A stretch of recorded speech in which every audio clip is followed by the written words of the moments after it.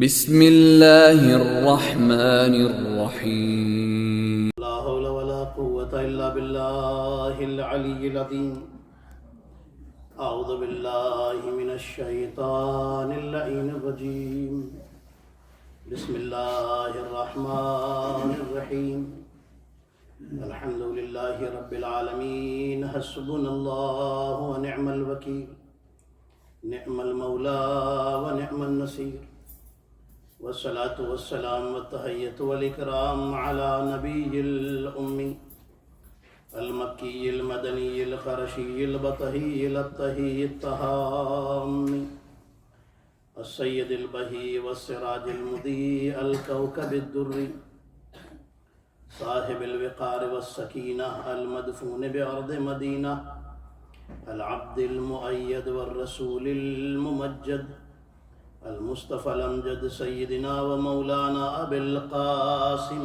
محمد اللهم صل على محمد وآل محمد والصلاة والسلام والتحیۃ والإکرام على اہل بیتہ الطیبین الطاہرین المعصومین المظلومین سیما بقیت اللہ فی الارضین روحی وارواح العالمین لتراب مقدمہ الفدا اللهم عجل لوليك الفرج ولعنة الله على أعدائهم أجمعين أما بعد فقد قال الله الحكيم بسم الله الرحمن الرحيم وجعلناهم أئمة يهدون بأمرنا وأوحينا إليهم فعل الخيرات وإقام الصلاة وإيتاء الزكاة وكانوا لنا عابدين صلوات محمد وعلى محمد اللهم صل على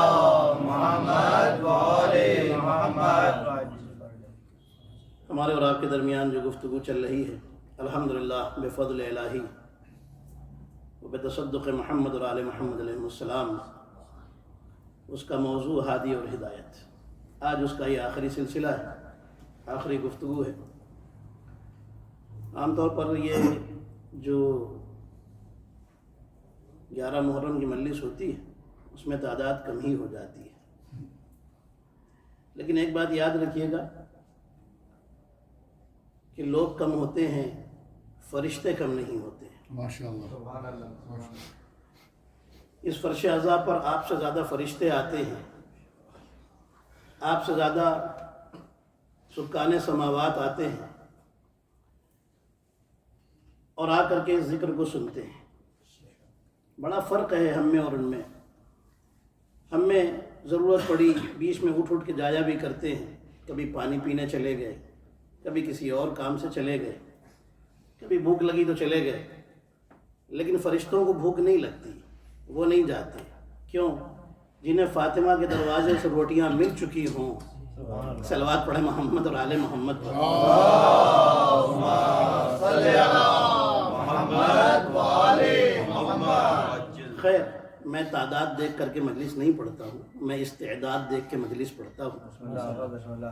اس لیے مجھے پتہ ہے ماشاءاللہ جو سننے والے ہیں ماشاءاللہ بہت اچھے ہیں سننے والے، اور بہت اچھی طرح آپ نے سنا. اللہ سے میری دعا ہے کہ پروردگار آپ سب کی ہم سب کی سزا کو قبول فرمائے. ماشاءاللہ میرا ساتھ دیا، آتے رہے، اور جس نے جس طرح بھی میرا ساتھ دیا یا اس عزاداری میں کسی بھی طرح سے حصہ لیا، اللہ سے دعا کرتا ہوں شہزادی کائنات اسے اس کا اجر عظیم عطا فرمائے. کسی بھی طریقے سے آ کر کے کچھ خرچ کر کے اپنی ایفرٹس دے کر کے اپنا وقت نکال کر کے عزاداری کر کے ماتم کر کے مجلس کر کے کسی بھی طرح سے حصہ لیا، یاد رکھیے گا سیدہ کسی کا ادھار نہیں رکھتی، بے انتہا عطا کرتی ہیں. آپ نے جتنا لگایا ہوگا اس سے کئی گنا زیادہ آپ کو عطا کریں گی. ہاں، یہ بالکل مانی ہوئی بات اور یہ ایک فیکٹ ہے. اور آپ نے جس طرح بھی یہاں آ کر کے وقت دیا ہے نا، آپ کے وقت میں بھی اضافہ ہو جائے گا اور آپ کے وقت کو بھی بہترین بنا دیں گی. وہ شہزادی کائنات ہے، اللہ نے ان کے ہاتھ میں دست قدرت میں بہت کچھ دیا ہے. ہمارے نبی ہر جگہ اہل بیت کے فضائل بیان کر رہے ہیں. دیکھیے ہم بھی بیان کرتے ہیں، کیوں؟ اس لیے کہ ممبر ہی انہیں کا ہے توجہ. ہمارے نبی ہر جگہ اہل بیت کے فضائل بیان کر رہے ہیں. بیان کرنا تو چھوڑیے، نبی نے قولاً اور عملاً دونوں طریقے سے اہل بیت کے فضائل بیان کیے ہیں، ہاں، چاہے زبانی ہو یا عملی طور پر۔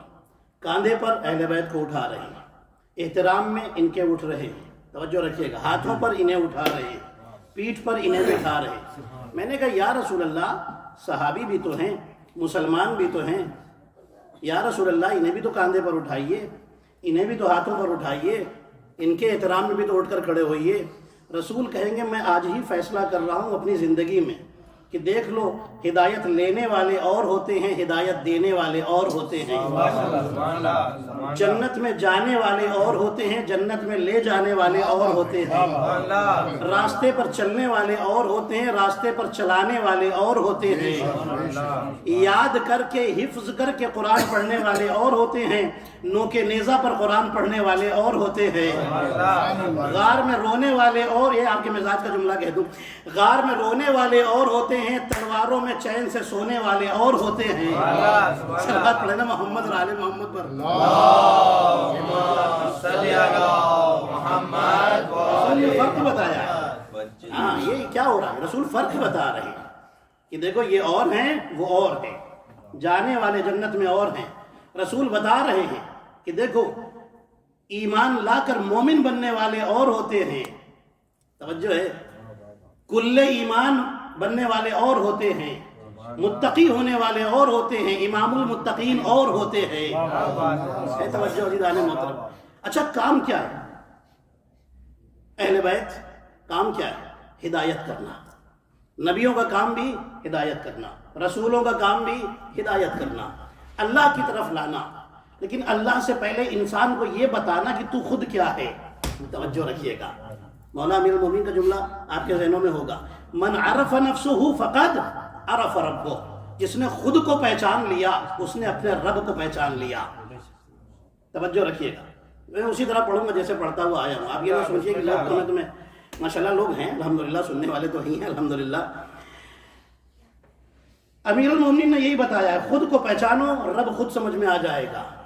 ہمارے نبی آئے کیوں؟ نبی نے ایک جملہ فرمایا، بُعِثْتُ لِأُتَمِّمَ مَكَارِمَ الْإِخْلَاقِ، میں آیا ہوں تاکہ اخلاق کے مکارم کو مکمل کروں۔ ہے توجہ، نبیوں نے بھی اخلاق دکھایا۔ حضرت عیسیٰ ہمارے نبی کا مقصد بھی وہی ہے کہ جو سارے نبیوں کو بھیجنے کا مقصد ہے اللہ کا، ہدایت بشر، یہی ہے نا، ہدایت بشر، یہی تو مقصد ہے۔ اب سنیے گا، حضرت عیسیٰ علیہ السلام، ان کا اخلاق کریمانہ بڑا مشہور ہے، لیکن جب ہم نبی عیسیٰ سے پوچھا گیا کہ یہ بتائیے کہ آپ افضل یا آپ جس آنے والے نبی کی خوشخبری دے رہے ہیں وہ افضل؟ توجہ رکھیے گا، یہاں سے میں نے بات شروع کر دی ہے۔ نبی عیسیٰ لوگوں سے بتاتے تھے میرے بعد ایک نبی آئے گا جس کا نام احمد ہوگا، احمد ہوگا، احمد، سب کو بتاتے تھے۔ ایک دن کسی نے پوچھ لیا کہ وہ افضل ہوں گے یا آپ افضل ہیں؟ جانتے ہیں نبی عیسیٰ نے کیا فرمایا؟ فرماتے ہیں اگر مجھے اس کے نالین صاف کرنے کا موقع مل جاتا تو مجھے فخر ہوتا۔ یہ لکھا ہوا ہے کتابوں میں، مجھے اس نبی کا نالین صاف کرنے کا موقع مل جاتا تو مجھے فخر ہوتا۔ اور بات صحیح کہی، کیوں؟ اس لیے کہ ہمارے نبی عیسیٰ کے بھی سردار ہیں، اور میرے نبی نے فرمایا کہ اگر موسیٰ اور عیسیٰ بھی میرے زمانے میں ہوتے تو وہ میری امت سے ہوتے، میں ان کا رسول ہوتا۔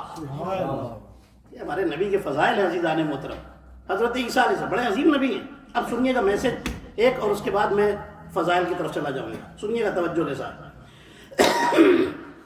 حضرت عیسیٰ علیہ السلام ایک راستے سے گزر رہے ہیں، ساتھ میں حضرت عیسیٰ کے صحابی ہیں، ایک سڑا ہوا جانور، مرا ہوا جانور سامنے پڑا ہوا ہے۔ نبی عیسیٰ وہیں رک گئے، دیکھنے لگے اس جانور کی طرف۔ صحابیوں نے کہا آگے چلیے، بدبو آ رہی ہے۔ لوگوں نے اپنے منہ پر ہاتھ رکھ لیا، ناک پر ہاتھ رکھ لیا۔ اے اللہ کے نبی آگے بڑھیے، یہاں کیوں کھڑے ہو گئے؟ نبی عیسیٰ اس جانور کی طرف غور سے دیکھ رہے ہیں، بالکل سڑا ہوا جانور ہے۔ سارے لوگوں کو شکایت ہے کہ حضرت عیسیٰ یہاں کیوں رک گئے، کیوں ٹھہر گئے؟ دیکھ رہے ہیں، کچھ میسج دینا چاہتے ہیں حضرت عیسیٰ، سنیے گا۔ نبی عیسیٰ فرماتے ہیں یہ بتاؤ کہ اس جانور کا ہاتھ کیسا ہے؟ کہنے لگے سڑ گیا، خراب ہو گیا۔ پیر کیسا ہے؟ سڑ گیا، خراب ہو گیا۔ سر کیسا ہے؟ سڑ گیا، خراب ہو گیا۔ پیٹ کیسا ہے؟ سڑ گیا، خراب ہو گیا۔ نبی عیسیٰ نے جب سب پوچھ لیا پھر دیکھنے لگے۔ لوگوں نے کہا کہ اب تو پوچھ لیا کیسا ہے، اب تو آگے بڑھیے۔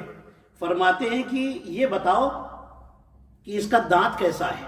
کہا نہیں دانت تو بہت چمک رہا ہے۔ نبی عیسیٰ فرماتے ہیں تم اس کے سڑے ہوئے بدن کو دیکھ رہے ہو، میں اس کے چمکتے ہوئے دانت کو دیکھ رہا ہوں۔ لوگوں نے کہا آپ کہنا کیا چاہتے ہیں؟ نبی عیسیٰ فرماتے ہیں کہ یاد رکھو ایسے انسان بنو کہ لوگوں کی برائیوں کی طرف نہ دیکھو، اگر ایک بھی اچھائی ہے تو اس اچھائی پر نظر رکھو۔ تم میں اور مجھ میں یہی فرق ہے، تم وہ ہو جو ایک اچھائی کو چھوڑ کر ساری برائیوں پر نظر رکھتے ہو، ہم وہ ہیں جو ساری برائیاں چھوڑ کر ایک اچھائی کی طرف نظر رکھتے ہیں۔ صلوات پڑھیں محمد اور آل محمد۔ کیا پیغام دیا ہے حضرت عیسیٰ علیہ السلام؟ انسان وہ انسان ایسا ہونا چاہیے، ایسا نہیں کہ ساری اچھائیاں جو ہے پانی میں سب خاک میں ملا دیا، سب پر پانی پھیر دیا اور ایک برائی پکڑ کر کے بیٹھ گیا۔ نہیں، انسان کو ایسا، یہ انسانیت کے درس ہیں، انسانیت کے اصول ہیں جو یہ سارے نبی اسی لیے تو آئے کہ آدمی کو انسان بناتے ہیں۔ توجہ رکھیے گا۔ حضرت عیسیٰ علیہ السلام کی جب ولادت کا وقت آیا کیا ہوا؟ حضرت عیسیٰ علیہ السلام ولادت سے پہلے حضرت مریم کے لیے ماں نے منت مانی تھی کہ اے اللہ اگر بیٹا دے گا تو تیرے گھر بیت المقدس کی حفاظت کے لیے، اس کی خدمت کے لیے لگا دوں گی۔ یہی تو منت تھی بی بی حنا کی۔ بی بی حنا کون ہے؟ حضرت مریم کی ماں۔ ان کے شوہر کا نام عمران ہے، اس لیے مریم بنت عمران کہا جاتا ہے۔ توجہ سے سنیے گا، خاص باتیں آپ کے حوالے کرنی، چونکہ یہ آخری مجلس ہے، کل انشاءاللہ بس وہ ایک درس کا ایک ماحول ہوگا، بس اس کے بعد وہ ایک درس ہوگا بچوں کے لیے۔ آج مجلس ہے۔ حضرت عیسیٰ علیہ السلام ولادت سے پہلے حضرت جبرائیل آئے اور آ کر کیا کہا؟ اب سورہ مریم آیت نمبر 19 پڑھنے جا رہا ہوں آپ کی خدمت میں نے کوشش کی کہ قرآن سے آپ کے حوالے کروں فضائل۔ کیا کہا؟ کہنے لگے انی انا رسول ربک لأہب لک غلاما زکیہ، اے مریم میں تمہارے رب کا بھیجا ہوا ہوں اور تمہیں ایک بچہ عطا کرنے آیا ہوں۔ لأہب لک، ہاں میں قرآن کا لفظی ترجمہ کر رہا ہوں۔ لأہب لک، میں تمہیں عطا کرنے آیا ہوں ایک بیٹا، ایک بیٹا عطا کرنے آیا ہوں، ایک بچہ عطا کرنے، غلامن زکیہ، ایک پاک بچہ عطا کرنے آیا ہوں۔ عطا کرنے، اہبا، اہبا بنا ہے وہبا سے، وہبا مطلب ہبا کرنا، کسی کو دینا، دینا۔ قرآن میں دیکھیے گا جو میں نے ترجمہ کیا ہے، میں تمہیں عطا کرنے آیا ہوں۔ کون کہہ رہا ہے؟ جبرائیل۔ کیا جبرائیل عطا کرتے ہیں؟ کون دیتا ہے؟ اللہ۔ لیکن کیا کہہ رہے ہیں؟ میں تمہیں بیٹا دینے آیا ہوں، عطا کرنے آیا ہوں۔ جبریل کون ہے؟ حسین کا جھولا جھلانے والا۔ میں کہیں لے کے جا رہا ہوں آپ کو، چاہے جیسے سنیں جدان محترم۔ کون ہے یہ جبریل؟ حسین کا جھولا جھلانے والا، حسین کا جھولا جھلانے والا، فاطمہ کی چکی چلانے والا۔ توجہ رکھیے گا، فاطمہ کی چکیاں چلانے والا۔ ہاں عزیزان محترم، کون ہے جبرائیل؟ حسین کا غلام ہے۔ دنیا سوال کرتی ہے حسین نے کیسے راہب کو اتنے بیٹے دے دیے؟ ارے یہی تو بتانا تھا کہ جب غلام ایسا ہے کہ جو کسی کو بیٹا دے سکتا ہے تو اس کا امام اگر راہب کو 7 بیٹے دے دے تو تعجب کس بات کا ہے؟ صلوات پڑھیں محمد اور آل محمد۔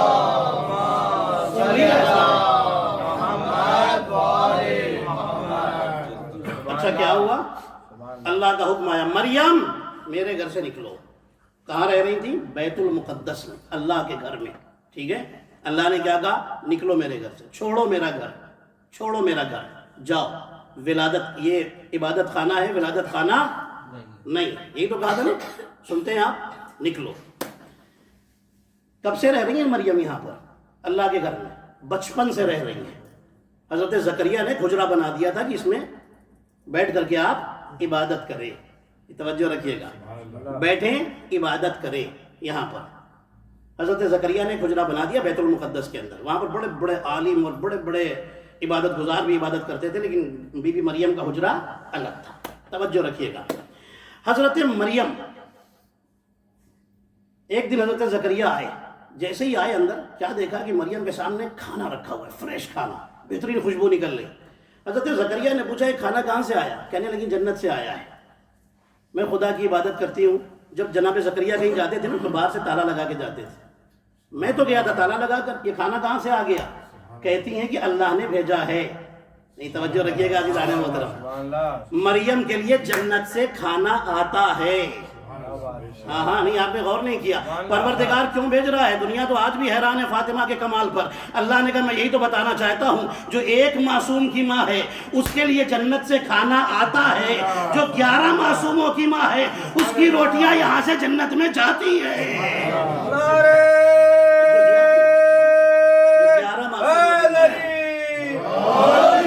محمد والے محمد بلند تر صلوات۔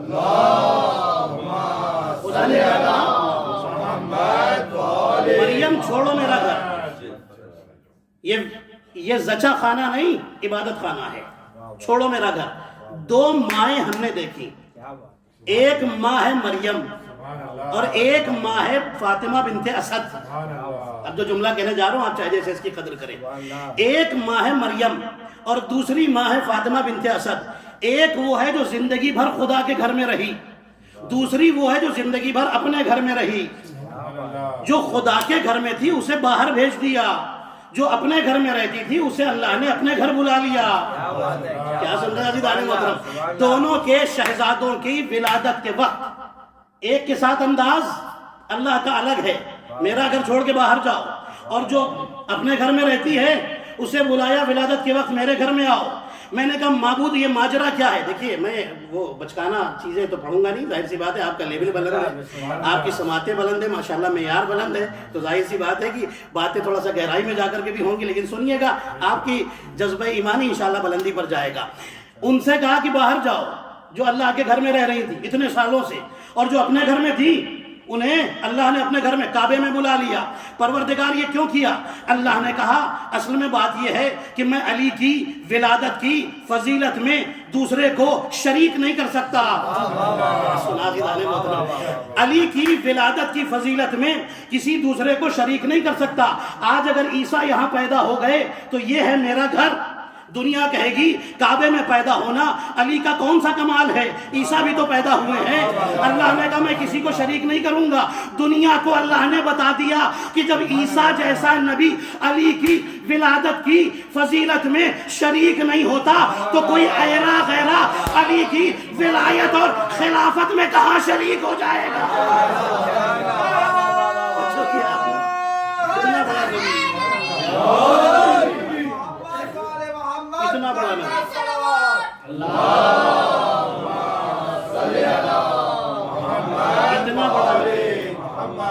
علی کی ولادت کی فضیلت میں شریک نہیں، تو کوئی ایرا غیرہ ان کی ولایت اور خلافت میں شریک ہو جائے گا؟ توجہ عزیزان محترم، پوری توجہ رکھیے گا۔ حضرت عیسیٰ تھوڑے سے بڑے ہوئے، ولادت کے بعد بڑے ہوئے۔ اب سنیے، یہ روایتیں نہیں پڑھی جاتی، میں آپ کی خدمت میں پیش کر رہا ہوں۔ تھوڑا بڑے ہوئے، لکھا ہے روایتوں میں، ایک روایت میں 5 سال، ایک روایت میں 7 سال۔ حضرت عیسیٰ کو ان کی ماں حضرت مریم فرماتی ہے کہ اے عیسیٰ میں چاہتی ہوں تم کوئی کام سیکھ لو، زندگی گزارنے کے لیے کوئی کام سیکھ لو۔ ہاں یہ روایتوں میں لکھا ہے۔ حضرت عیسیٰ کہتے ٹھیک ہے مادر گرامی آپ کا حکم ہے، ٹھیک ہے کوئی بات نہیں۔ حضرت مریم نے فرمایا کہ ایک رنگریز ہے، رنگریز جانتے ہیں جو کپڑوں میں کلر کرتا ہے نا، کپڑوں میں جو رنگ کاری کرتے ہیں انہیں کہتے ہیں اردو میں رنگریز، ٹھیک ہے، وہ ہمارے خاندان کی بڑی عزت کرتا ہے، میں چاہتی ہوں اس کے پاس چلو۔ بڑا خوبصورت جملہ آپ کے حوالے کرنے جا رہا ہوں، آپ پوری توجہ سے سنیے گا۔ چلو اس کے پاس چلو تاکہ تم کپڑوں میں رنگ کرنے کا پیشہ سیکھ لو، کام سیکھ لو، یہ کام آئے گا۔ ٹھیک ہے چلیے، خاندان کی بڑی عزت کرتا تھا، ایک شریف اور مومن آدمی تھا یہ رنگریز جو تھا۔ حضرت مریم حضرت عیسیٰ کو لے کر آئیں، جب اس کے پاس پہنچی اس نے پوچھا بی بی کیا بات ہے، خیریت، حکم کیجئے۔ کہنے لگی کہ میں چاہتی ہوں تم میرے بچے کو کپڑوں میں رنگ کاری کا کام سکھا دو۔ کہنے لگا ٹھیک ہے آپ کا حکم ہے، میں بالکل سکھا دوں گا۔ نبی عیسیٰ علیہ السلام وہیں بیٹھ گئے، جناب مریم چلی گئی، عیسیٰ کو چھوڑ دیا اس کے پاس، چلی گئی۔ اس وقت رنگریز نے ایک بڑے برتن میں پانی ڈالا ہے اور کالا رنگ ڈالا ہے، اور قریب میں بہت سارے کپڑے پڑے ہوئے ہیں، توجہ پوری توجہ رکھیے گا، کپڑے پڑے ہوئے ہیں۔ یہ کپڑے اس کے تو ہے نہیں، لوگوں نے دیے ہیں رنگ کرنے کے لیے، ہے نا، اور ہر ایک کا رنگ الگ الگ ہونا ہے۔ وہ رنگریز کہتا ہے کہ تم یہیں بیٹھو، میں ابھی آتا ہوں، یہ پانی ابل رہا ہے، اس میں نے کالا رنگ ڈال دیا ہے، رنگ تیار ہو جائے میں واپس آ کے تمہیں سکھاؤں گا کپڑوں میں کیسے رنگ کیا جاتا ہے۔ ادھر وہ رنگریز گیا نبی عیسیٰ نے سارے کپڑے اٹھا کر کے اسی میں ڈال دیے. سنیے گا, سارے کپڑے اسی میں ڈال دیے. اب جب یہ پلٹ کر کے آیا, اس نے پوچھا کپڑے کہاں گئے؟ نبی عیسیٰ فرماتے سب اس برتن کے اندر ہے, بڑے سے پتیلے کے اندر ہے. کہنے لگا تم نے کیا غضب کر دیا, میں تو غریب آدمی ہوں, لوگ آئیں گے اپنے اپنے کپڑے مانگیں گے تو میں کیا انہیں جواب دوں گا؟ سب کو الگ الگ رنگ کے کپڑے چاہیے تھے, کسی کو نیلا, کسی کو ہرا, کسی کو کالا, کسی کو پیلا, الگ الگ کلر کے چاہیے تھے. تم نے تو سب ایک ہی کالے کر دیے, ایک ہی رنگ میں سب ڈال دیے. نبی عیسیٰ مسکرا رہے ہیں. کہنے لگا تم مسکرا رہے ہو میری مصیبت کے اوپر؟ نبی عیسیٰ فرماتے تو پریشان کیوں ہوتا ہے, بیٹھ جا آرام سے. بیٹھ گیا. کہنے لگا کیا کہنا چاہتے ہو؟ نبی عیسیٰ فرماتے تو بس بتاتا جا کون سے رنگ کا کون سا کپڑا چاہیے. یہ روایتوں میں لکھا ہوا, تو بس بتاتا جا کون سا کپڑا کس رنگ میں ہونا ہے. کہنے لگا کہ کیا کرو گے؟ کہا تو بتا تو. جیسے ہی اس نے بتانا شروع کیا, فلاں کپڑا جو اس میں پڑا ہے نا, فلاں کپڑا نیلے رنگ کا. نبی عیسیٰ نے اٹھا کے باہر نکالا, وہ نیلے رنگ کا ہوتا چلا گیا. توجہ. پھر پوچھا یہ کپڑا, کہا اسے ہرا ہونا ہے. نبی عیسیٰ نے ہاتھ لگا کر اٹھایا, کہاں آیا جی دانے محترم, وہ ہرا ہو گیا. جیسا جیسا وہ بتاتا گیا ویسے ویسے رنگ کا ہوتا گیا. یہ کمال کس کا ہے؟ پانی کا, پتیلے کا؟ کس کا کمال ہے؟ یہ کمال ہے اس ہاتھ کا. نہیں عزیزان محترم, آپ نے غور نہیں کیا, یہ کمال ہے اس ہاتھ کا. اب تاریخ آگے بڑھی, ہسٹری آگے بڑھی. ایک دن علی کے گھر میں کچھ مہمان آ گئے. مہمان جب آئے, گھر میں کھانے کو کچھ نہیں تھا. جناب سیدہ سے پوچھا, بی بی کھانے کے لیے کچھ ہے؟ مہمان آئے ہیں. شہزادی فرماتی ہے کچھ نہیں ہے. امیر المومنین فرماتے ہم اہل بیت وہ ہیں جن کے دروازے سے کوئی بھوکا نہیں جاتا. جیسے یہ جملہ کہا, شہزادی اپنے حجرے میں گئی, اپنی چادر لے کر کے آئیں. پیون زدہ چادر تھی, لا کر کے دیا, یا علی اسے شمعون یہودی کے پاس رکھ دیجئے, اس سے جو پیسہ ملے, جو اناج ملے لے کر کے آ جائیے, اسے گروی رکھ دیجئے. جناب سیدہ کی چادر لے کر علی چلے. علی آئے, شمعون کو لا کر کے دیا, شمعون نے لیا, شمعون نے چادر لی اور چادر لے کر کہا یا علی کیا چاہتے ہو؟ کہا کچھ کھانے کے لیے کچھ دانہ ہو. بڑا زمیندار آدمی تھا, اس کے بڑے کھیت تھے, بڑے باغ تھے, بڑا آدمی تھا. کچھ دانہ دے دو اور کچھ پیسے دے دو, ضرورت ہے. کہنے لگا کہ ٹھیک ہے ابھی لا کے دے دیتا ہوں. لا کر کے دے دیا. اس کے بعد کہتا ہے یا علی یہ چادر لائے کس کی ہے؟ یہی تو مجھے آپ کی خدمت میں جملہ عرض کرنا ہے. علی فرماتے ہیں یہ رسول کی بیٹی فاطمہ کی چادر ہے. کہنے لگا آپ کے رسول اتنے بڑے نبی اور چادر ایسی کہ اس میں پیوند لگے ہوئے ہیں. جب اس نے عجیب انداز میں جملہ کہا نا, اب علی کو جلال آ گیا. فرماتے تو ہمیں کیا محتاج سمجھتا ہے؟ قریب میں دیوار تھی, علی نے ہاتھ رکھا, فرمایا اگر ہم چاہیں تو یہ سونے کی بنتی چلی جائے. شمعون کہتا میں نے جو دیوار کی طرف دیکھا, دیوار سونے کی بنتی چلی گئی. توجہ, سونے کی بنتی چلی گئی. عزیزان محترم دنیا حیران ہے, یہ کیسے ہو سکتا ہے؟ ہم نے کہا تمہیں سمجھ میں نہیں آتا. جب عیسیٰ کے ہاتھ میں اتنا کمال ہے کہ وہ اصل چیز کی کیفیت کو بدل سکتے ہیں, تو وہ علی جس کا ہاتھ ہی ید اللہ ہو. صلوات پڑھیں محمد اور آل محمد پر. دیوار کو سونے میں بدل سکتا. توجہ ہے آپ کی. یہ واقعات اس لیے سنائے جاتے ہیں تاکہ اہل بیت کے کمال پتہ چلے. روایتیں بتاتی ہیں کہ اس نے وہ چادر لی, اندر گیا اور جا کر کے کمرے میں رکھ دیا. کمرے کو بند کر دیا, کمرہ بند کر دیا. اس نے آ گیا کھانا, اس کے بعد جا کے سو گیا. رات میں کسی کام سے اس کی زوجہ اٹھی. جیسے ہی اس کمرے کے سامنے سے, اس حجرے کے سامنے سے وہ پاس ہوئی, گزری, اس نے دیکھا کہ جو درار ہے نا دروازے کی, اس سے روشنی باہر آ رہی ہے. سنیے گا, اندھیرا کمرہ تھا, کوٹری تھی جس میں جا کر چادر رکھ دی تھی, اس سے روشنی باہر آ رہی ہے. یہ حیران, آگے بڑھی, دروازہ کھولا تو دیکھا نور ہی نور پورے حجرے میں پھیلا ہوا ہے. چادر تو نظر ہی نہیں آتی. پریشان ہو کے جلدی سے شوہر کے پاس آئی, شوہر کو اٹھایا, جلدی اٹھ, کیا ہوا؟ کہا عجیب چیز ہے, جو چادر تم نے لا کر رکھی تھی اس سے نور ہی نور نکل رہا ہے. اتنا نور ہے کہ آنکھیں خیرہ ہو رہی ہیں. کہنے لگا اچھا. جلدی سے اٹھ کے آیا, دیکھا, نور دیکھا, جلدی سے محلے میں گیا. 70 یہودی جمع ہو گئے. توجہ رکھیے گا, سب نے دیکھا اور کلمہ پڑھ کے مسلمان بن گئے. کلمہ پڑھ کر یہ کس کی چادر تھی بھائی؟ آپ بول کے سنیے گا, آپ فاطمہ سے محبت کرنے والے ہیں, اہل بیت سے محبت کرنے والے ماشاءاللہ بیٹھے ہوئے ہیں. عزیزان محترم چادر کس کی تھی؟ فاطمہ کی. 70 یہودی مسلمان ہو گئے, 70 یہودی चादर का मुआवजा देखकर मुसलमान हो गए। मैं जुमला कह दूं, आदम क्यों आए? लोगों को अल्लाह की तरफ लाने के लिए। नूह क्यों आए? मुसलमान बनाने के लिए। ईसा क्यों आए? मुसलमान बनाने के लिए। अनूश क्यों आए? लोगों को मुसलमान बनाने के लिए। कीनान क्यों आए? लोगों को मुसलमान बनाने के लिए। इब्राहिम क्यों आए? लोगों को मुसलमान बनाने के लिए। इतने सालों तक मेहनत की, तब जाकर चंद लोग मुसलमान बने। मैं जुमला कह दूं, जो काम सारे नबी इतनी मेहनत से कर रहे थे, वो काम फातिमा सिर्फ चादर से ले रही थी। सलवात पढ़े मोहम्मद और आले मोहम्मद पर।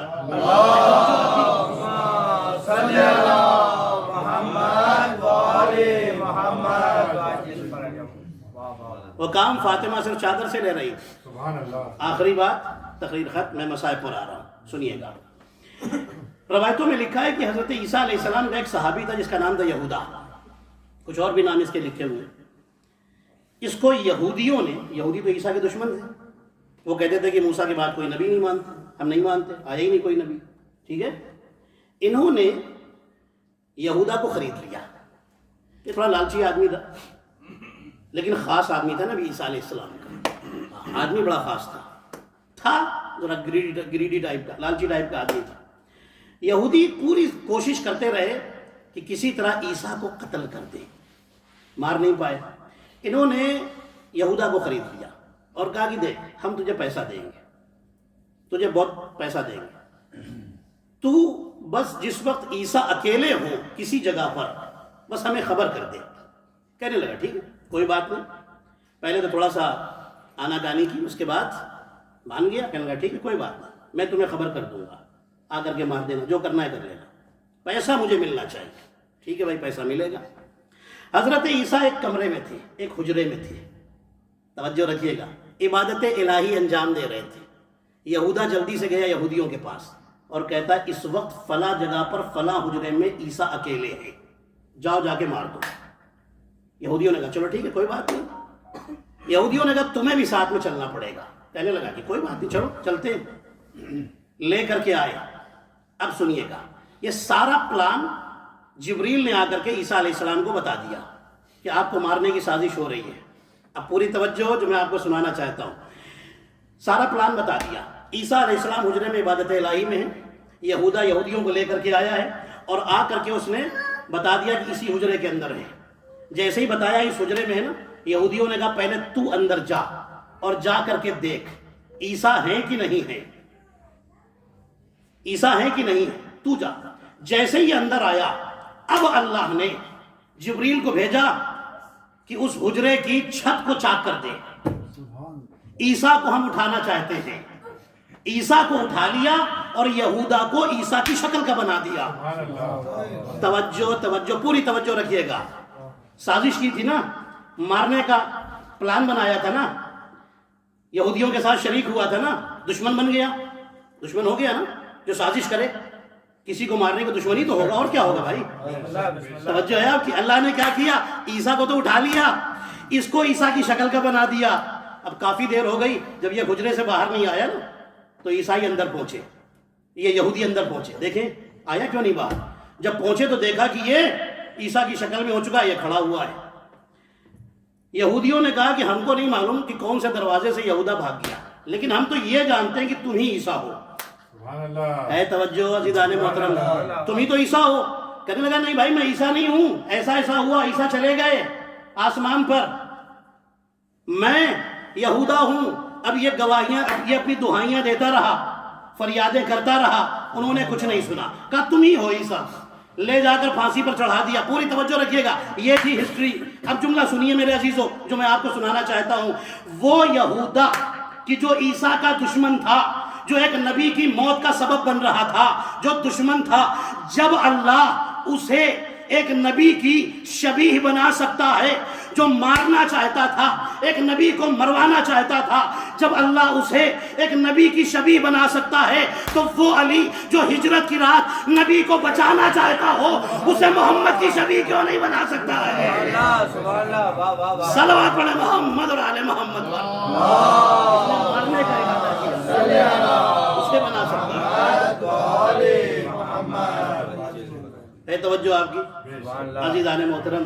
हज़रत ईसा अलैहिस्सलाम, रवायतें बताती हैं, قرآن میں ایک آیت ہے، اس کا مطلب یہ ہے کہ عیسیٰ مل مسیح ابن مریم قد خلت من قبلہ الرسل وامہ صدیقہ. میں آیت کا ترجمہ آپ کے حوالے کرتا ہوں. ترجمہ یہ ہے کہ عیسیٰ کون ہیں؟ ابن مریم ہیں، رسول ہیں، اور ان کی ماں صدیقہ ہیں. توجہ رکھیے گا، صدیقہ ہیں. اللہ نے کچھ لوگوں کو قرآن میں صدیقہ کہا ہے، ٹھیک ہے. اور پھر آگے کا جملہ کانا یاکلان الطعام، یہ دونوں کھانا کھاتے ہیں. کون سا کھانا؟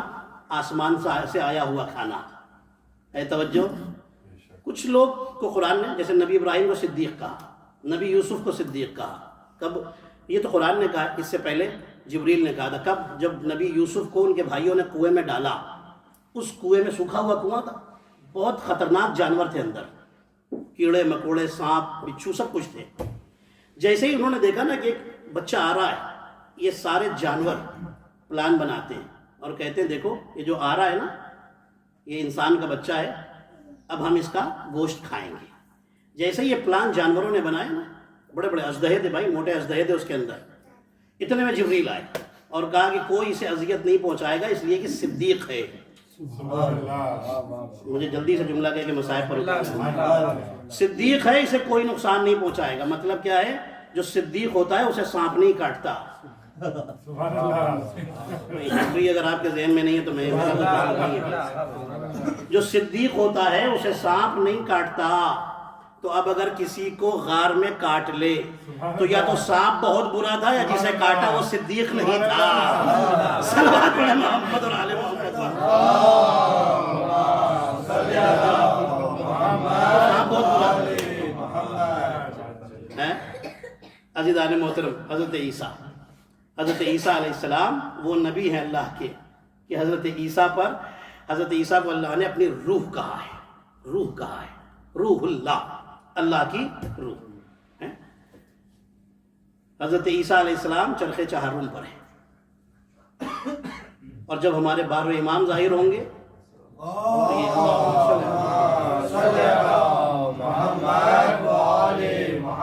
روایتوں میں لکھا جب نبی عیسیٰ علیہ السلام ظاہر ہوں گے، دوپہر کا وقت ہوگا، یہ ظہور کریں گے. یہ سیدھے امام کی خدمت میں نہیں آئیں گے. روایتوں میں لکھا ہے کہ یہ جائیں گے اس غار میں جہاں اصحاب کہف سو رہے ہیں، ان کو لیں گے، اس کے بعد امام کی خدمت میں آئیں گے. اور یہ اصحاب کہف ہمارے 12ویں امام کے خاص وزیر ہوں گے. یہ روایتوں میں لکھا ہوا خاص وزیر ہوں گے. حضرت عیسیٰ علیہ السلام سیریا میں ایک مقام ہے، روایتیں بتاتی ہیں کہ وہاں پر حضرت عیسیٰ علیہ السلام کا ظہور ہوگا. حضرت عیسیٰ امام کے پیچھے نماز پڑھیں گے. میں نے آپ کی خدمت میں عرض کیا تھا 12ویں امام، اس لیے کہ عیسیٰ کہیں گے آپ میرے بھی امام ہیں. کمال ہے نا ہمارے امام کا. 12ویں امام کی آخری مجلس ہے. آخری امام کے حوالے سے ایک جملہ کہہ کہ میں مسائل پر اتر جاؤں. امام صادق علیہ السلام کے پاس ایک شخص آیا،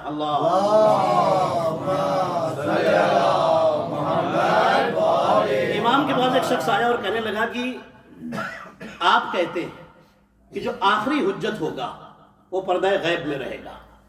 یہ بتائیے غیبت میں رہنے والا ہدایت کیسے کر سکتا ہے؟ سنیے پوری توجہ کے ساتھ. غیبت میں رہنے والا، پردے میں رہنے والا ہدایت کیسے کر سکتا ہے؟ اس سے لوگوں کو فائدہ کیسے پہنچے گا؟ کیسے پہنچے گا؟ جس وقت یہ بات کہی نا، اس وقت بادل چھائے ہوئے تھے، سورج پیچھے تھا. امام نے اس کا ہاتھ پکڑا، حجرے کے باہر لے کر آئے. فرماتے ہیں روشنی ہے کہ نہیں ہے؟ کیا سنا آپ نے؟ کہنے لگا ہاں روشنی تو ہے. امام فرماتے سورج کہاں ہے؟ کہنے لگا سورج تو بادل کے پیچھے ہے. امام فرماتے ہیں کس چیز کی روشنی ہے؟ کہنے لگا ہے تو سورج ہی کی روشنی. سبحان اللہ. کیا سنا آپ نے عزیزان محترم؟ ہے تو سورج کی ہی روشنی. امام فرماتے ہیں سورج بادل کے پیچھے رہ کر کے بھی تمہیں نور دے رہا ہے، بس اسی طریقے سے ہماری آخری حجت غیبت میں رہ کر کے بھی تمہیں نور دیتی رہے گی. صلوات پڑھیں محمد اور آل محمد پر. غیبت میں رہ کر کے بھی ہدایت کرتے رہے، کر رہے ہیں ہدایت ہے. اور روایتیں بتاتی ہیں کہ امام پانی پر مصلی بچھائیں گے. سنا ہے نا آپ نے؟ پانی پر مصلی بچھائیں گے. یہ کیوں پانی پر مصلی بچھا رہے مولا؟ یہ ضرورت کیا پیش آ گئی؟ یہ پانی پر مصلی تو امام آواز دیں گے سنو یہ میرا انتظام نہیں، یہ انتقام ہے۔ مولا کیسا انتقام؟ پانی پر مسلح۔ مولا یہ کیسا انتقام؟ توجہ کیجئے گا، آخری جملہ ہے، یہ انتظام نہیں، یہ انتقام ہے۔ مولا انتقام کیسا؟ پانی پر مسلح۔ تو امام آواز دیں گے سنو، اس سے پہلے لوگوں نے میرے جد علی کا مسلح چھین لیا تھا، مسلح پر آ گئے تھے، علی کا منبر تھا، لوگ چھین کر بیٹھ گئے تھے، علی کا مسلح تھا، ہٹا کر مسلح پر آ گئے تھے۔ توجہ رکھیے گا، جو جو علی کی جگہ تھی، علی کی مسند تھی، ہٹا کر کے وہاں بیٹھ گئے تھے، ہٹا کر بیٹھ گئے تھے، ہر جگہ انہیں ہٹایا گیا تھا۔ آج میں پانی پر مسلح بچھا رہا ہوں، ہمت ہے تو مجھے ہٹا کر یہاں آ کر نماز پڑھا کر دکھا دو۔ صلوات پڑھے محمد اور آل محمد پر، یہاں آ کر دکھا۔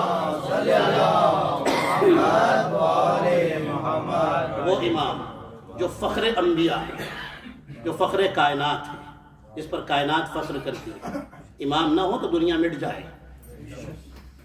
یہ میرا جملہ نہیں، یہ ہمارے نبی کا جملہ، لولا الحجت لما بقیت الدہر، اگر حجت نہ ہو تو زمانہ باقی نہ رہے۔ ہے توجہ عزیزان، ہمیں فخر ہے، فخر ہے ہمیں کہ ہم نے اپنے زمانے کے امام کو پہچانا ہے۔ ہم اپنے زمانے کے امام کو مانتے ہیں، ہاں مانتے ہیں، ہمارے پاس امام ہے۔ پریشان تو وہ ہوں جن کے پاس امام نہیں ہے۔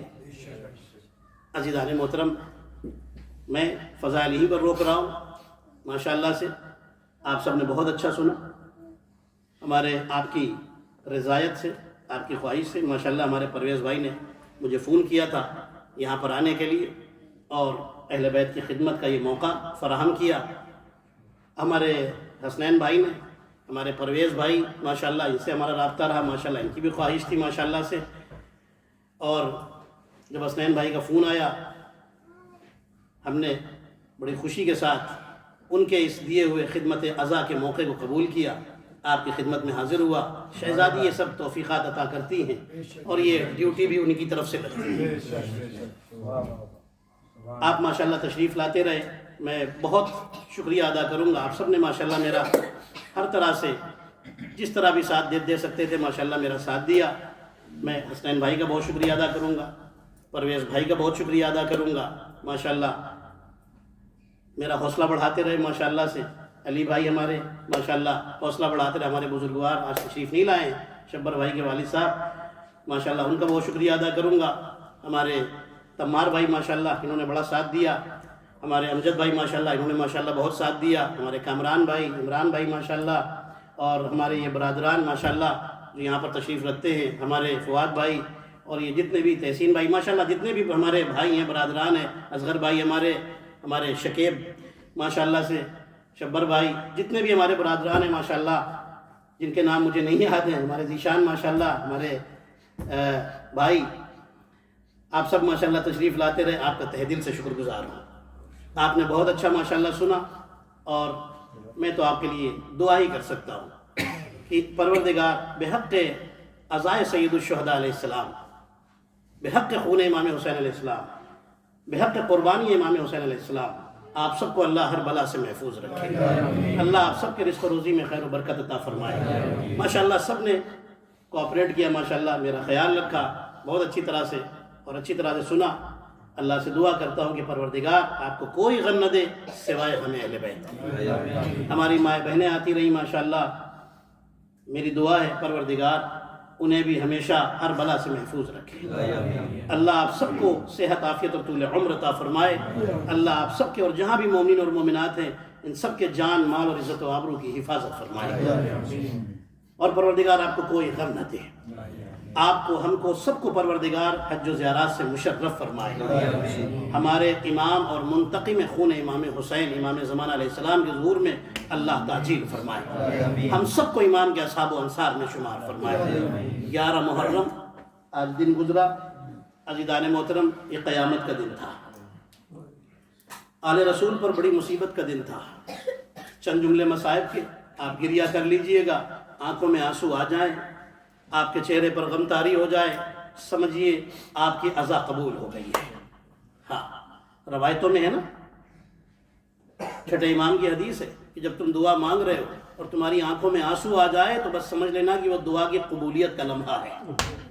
ہاں، جب دعا مانگ رہے ہیں اور جب آپ عزا میں بیٹھے ہوئے ہیں، آنکھوں میں آنسو آ جائیں حسین کا اور اہل بیت کا غم یاد کر کے، تو سمجھیے آپ کی عزا قبول ہو گئی۔ شہزادی آپ کو اس کا عظیم اجر عطا فرمائے، اور آپ کے سینٹر میں ہمیشہ ذکر عزا قائم و دائم رہے انشاءاللہ۔ عزیزان محترم، 11 محرم آ گئی، کربلا کا وہ میدان کہ جہاں پر اب بے کجاوا اونٹ لائے جا رہے ہیں، رسیاں لائی جا رہی ہیں، ہتھکڑی، بیڑی، گلے کا توق، کمر کا لنگر لایا جا رہا ہے۔ ہاں عزادارو، بیویوں کے ہاتھوں میں رسن باندھی جا رہی ہے، ایک بیمار ہے جس کے ہاتھوں میں ہتھکڑی پہنائی جا رہی ہے، پیروں میں بیڑی پہنائی جا رہی ہے، گلے میں توق خاردار پہنایا جا رہا ہے، کمر میں لنگر پہنایا جا رہا ہے۔ ہاں عزادارو، روایتیں بتاتی ہے کہ عمر ابن سعد نے حکم دیا کہ ان بیویوں کو سوار کرایا جائے۔ جناب زینب آگے بڑھی اور فرماتی ہے کہ میں ان بیویوں کو سوار کراؤں گی۔ ہاں عزادارو، جناب زینب نے بیویوں کو سوار کرایا، ایک ایک بیوی کو سوار کرا دی تھی۔ جب بیویوں کو سوار کرا دیا، بچوں کو سوار کرا دیا، روایتیں بتاتی اب زینب اکیلی کھڑی ہے۔ زینب فرات کی طرف دیکھتی ہے، عباس عباس آؤ بہن کو سوار کراؤ۔ ہاں عزادارو، آواز دیتی بھیا حسین آؤ بہن کو سوار کراؤ۔ بہن کو سوار کرانے والا کوئی نہیں ہے۔ ہاں عزادارو، ایک آواز آئی، پھوپھی اماں گھبرائیے نہیں، آپ کا بیمار بھتیجا آپ کو ناقے پر سوار کرائے گا۔ ہاں عزادارو، روایتیں بتاتی ہے بیمار اپنی ہتھکڑیوں کو سنبھال کر اٹھے، قریب آئے، پھوپھی اماں یہ بھتیجا آپ کو ناقے پر سوار کرائے گا۔ زینب کو بھتیجے نے سوار کرایا۔ ہاں عزادارو، قافلہ آگے بڑھا، ایک مقام پر بس تھوڑے ہی سے چلا تھا قافلہ کہ زینب نے خود کو ناقے سے نیچے گرا دیا۔ ہاں عزادارو، کیسے گرایا ہوگا؟ ہاتھ تو گردن کے پیچھے بندھے تھے۔ میر انیس کہتے ہیں وہ کیسے گری؟ ہاتھ تو گردن سے بندھے تھے، بس ایسے گری جیسے کہ عباس گرے تھے، بس ایسے گری جیسے کہ عباس گرے تھے۔ زینب نے خود کو ناقے سے گرا دیا۔ جانتے ہیں کیوں؟ جب سید سجاد نے پوچھا پھوپھی اماں خود کو ناقے سے کیوں گرا دیا، اور زینب نے خود کو تنہا گرایا نہیں بلکہ حسین کے جنازے کا طواف کرنے لگی۔ عزادارو، طواف کرنے لگی۔ سید سجاد پوچھتے پھوپھی اماں آپ نے خود کو ناقے سے کیوں گرایا؟ عزادارو، زینب کہتی ہے اے بھتیجے، میں دیکھ رہی تھی کہ تو اپنے بابا کے سرکٹے جنازے کو اتنی شدت سے دیکھ رہا تھا، مجھے خوف پیدا ہوا کہیں تمہاری روح قفس عنصری سے پرواز نہ کر جائے۔ عزادارو، ابھی بھی زینب امامت کی حفاظت کر رہی ہے۔ عزادارو، زینب طواف کرتے کرتے رونے لگی۔ عزادارو، سید سجاد نے پوچھا پھوپھی اماں رونے کا سبب کیا ہے؟ عزادارو، زینب کہتی ہے مجھے بچپن کا وہ وقت یاد آ رہا ہے۔ ایک دن گھر کے آنگن میں نماز پڑھ رہی تھی، میں فجر کی نماز پڑھ کر کچھ دیر کے بعد میں مصلی پر لیٹ گئی، میری آنکھ لگ گئی۔ جب آنکھ کھلی تو دیکھا چاروں طرف دھوپ ہے لیکن میرے اوپر سایہ ہے۔ میں نے جب غور سے دیکھا تو کیا دیکھا؟ میرا بھائی حسین اپنی ابا سے میرے اوپر سایہ کیے ہوئے ہے۔ میں نے کہا تھا بھیا نانا سے سنا ہے کربلا میں تمہارا جنازہ بے گور و کفن پڑا ہوگا، میں اپنی چادر سے سایہ کر دوں گی۔ اے بیٹا سجاد، میں اس لیے رو رہی ہوں جس چادر کا وعدہ کیا تھا، ہائے وہ چادر لوٹ لی، ہائے وہ چادر بھی لوٹ لی گئی۔ عزادارو، قافلہ یہاں سے آگے بڑھ گیا۔ رو لیجیے عزادارو، سیوم امام کی یہ مجلس ہے، روایتیں بتاتی ہے قافلہ یہاں سے رخصت ہو گیا، گزر گیا عزادارو۔ ہاں عزادارو، اب ایک کتاب ہے مختار آل محمد، علامہ نجم الحسن کراروی نے لکھی ہے، اس میں حضرت مختار کے انتقام کے بارے میں لکھتے وہ لکھتے ہیں کہ جب انتقام لے رہے تھے قاتلین حسین سے تو ایک شخص کو پکڑ کر لایا گیا۔ مختار نے پوچھا تیرا نام کیا ہے؟ کہنے لگا میرا نام حارث ہے۔ جملہ سنیے گا، ایک مقام پر عزادارو حضرت مختار پوچھے تیرا نام کیا ہے؟ کہنے لگا میرا نام حارث ہے۔ مختار کہتے تو نے کربلا میں کیا ظلم کیا تھا؟ کہنے لگا کہ اے امیر یہ نہ پوچھو میں نے کیا کیا تھا، تمہیں مارنا ہے تو مار دو، سزا دینا ہے تو دے دو۔ مختار کہتے میرا دستور ہے پہلے میں مجرم سے جرم کا اقرار کرواتا ہوں، اس کے بعد سزا دیتا ہوں، تجھے بتانا پڑے گا۔ کہنے لگا اے مختار جب یہ اہل حرم کا قافلہ جا رہا تھا ایک مقام پر قافلہ رکا، لوگوں کو بیویوں کو محمل سے اتارا گیا، ہم نے خیمے لگائے، ہم خیمے میں آرام کر رہے تھے، جب رات کا وقت ہوا تو میں اٹھا اور میں شام کی طرف جانے لگا کہ جلدی شام جاؤں اور یزید سے انعام لوں۔ اتنے میں شمر کی نظر پڑ گئی، شمر نے مجھ سے پوچھا کہاں جا رہا ہے؟ میں نے کہا میں شام جا رہا ہوں، یزید سے مجھے انعام چاہیے۔ شمر پوچھتا ہے تو نے کربلا میں کچھ کیا تھا؟ کہنے لگا نہیں۔ شمر نے پوچھا کسی کو تیر مارا تھا؟ کہنے لگا میں نے نہیں مارا۔ کسی کو پتھر مارا تھا؟ نہیں مارا۔ کسی کو قتل کیا تھا؟ نہیں کیا۔ کسی کی چادر چھینی تھی؟ نہیں چھینی تھی۔ بچوں کو تماچے مارے تھے؟ کہتا میں نے کچھ نہیں کیا تھا۔ شمر کہتا پھر تجھے یزید انعام کیوں دے گا؟ تو نے کچھ کیا ہی نہیں، تجھے انعام کیوں ملے گا؟ کہنے لگا مجھے انعام کے لیے کیا کرنا چاہیے؟ یہ حارث ملعون شمر سے پوچھتا ہے کہ مجھے کیا کرنا ہوگا۔ شمر اپنے خیمے میں گیا، ایک صندوق لے کر آیا، اس میں سے ایک تازیانہ نکالا۔ علامہ نجم الحسن قراروی لکھتے ہیں کہ تازیانہ نکال کر حارث کے ہاتھ میں دیا اور کہا حارث یہ تازیانہ لے، وہ درخت کے نیچے علی کی بیٹی زینب بیٹھی ہے، جا کر ایک تازیانہ مار دے، میں یزید کے سامنے گواہی دوں گا تو نے بھی کچھ کیا تھا۔ حارث کہتا میں تازیانہ لے کر آیا، میں نے زینب کے چہرے پر تازیانہ مارا، زینب سے ہاتھ آگے بڑھا دیے، ارے ہاتھوں کو چھیلتا ہوا زینب کی پیشانی پر تازیانہ لگا، تازیانے کا کونا لگا، ارے ماتھے سے خون جاری ہوا۔ مختار رونے لگے اور بتا تو نے کیا کیا؟ کہنے لگا بس اس سے زیادہ کچھ نہیں کیا، لیکن اس کے بعد جو ہوا اس سے مجھے بھی بڑا دکھ ہوا۔ مختار پوچھتے ہیں کیا ہوا؟ کہنے لگا زینب نے ہاتھوں کو اٹھایا، ماتھے کا خون چلو میں لیا، اس نیزے کے قریب پہنچی جس پر عباس کا سر تھا اور رو کر جملہ کہا عباس کاش تم زندہ ہوتے تو مجھے تعزیہ۔